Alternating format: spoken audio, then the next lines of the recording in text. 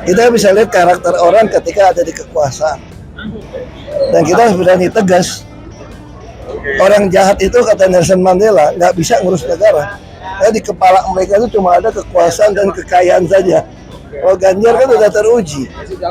Jadi orang kalau belum pernah berkuasa itu gampang ngomongnya. Tapi kalau kamu udah di kekuasaan, karakter Anda teruji.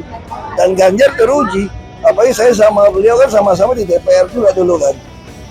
Jadi itu karakternya teruji gitu. Keluarga juga teruji. Saya kira itu penting.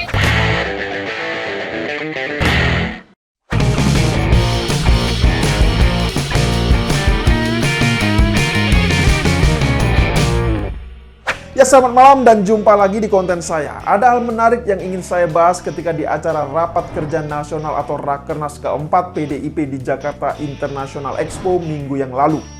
Ya, jadi saat itu ya, Basuki Cahayapurnama alias Ahok sempat berkomentar mengenai sosok calon pemimpin masa depan.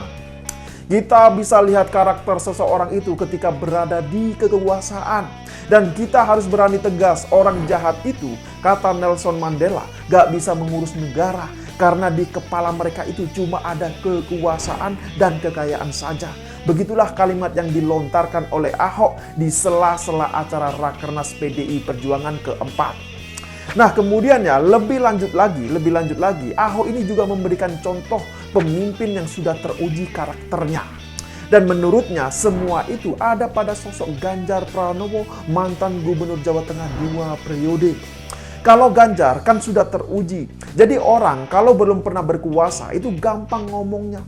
Tapi kalau kamu sudah berada di kekuasaan, karakter Anda teruji dan Ganjar teruji. Apalagi saya sama Ganjar kan sama-sama pernah di DPR RI.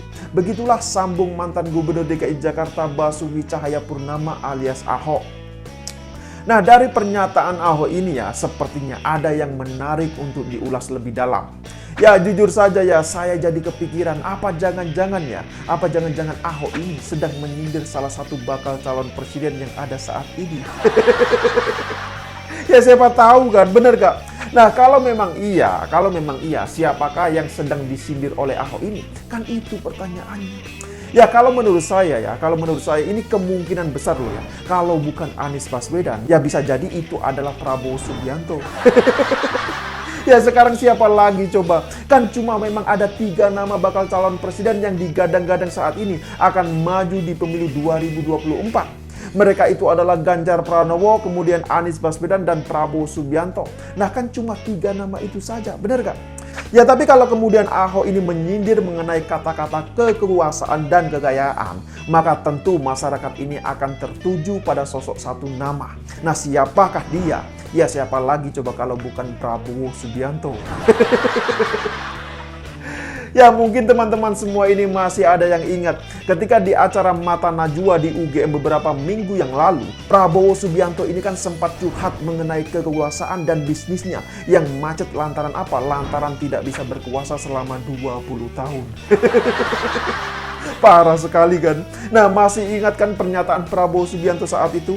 Ya, tapi biar lebih jelas ya dan tidak dibilang fitnah, maka silakan bisa disimak terlebih dahulu cuplikan videonya berikut ini. Pak relatif aman karena toh duit Bapak banyak padahal sudah nyapres 3 kali. Mbak Nana, saya sudah jadi pengusaha 20 tahun lebih ya.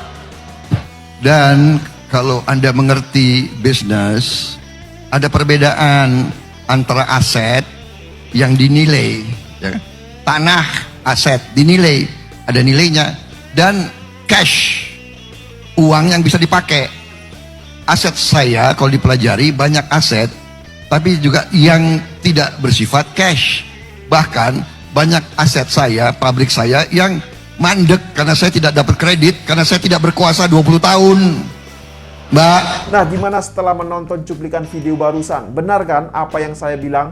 Jadi ya, sekali lagi, kalau saya mencermati apa yang disampaikan oleh Ahok, maka bisa saja ya sindiran itu berlaku untuk sosok Prabowo Subianto.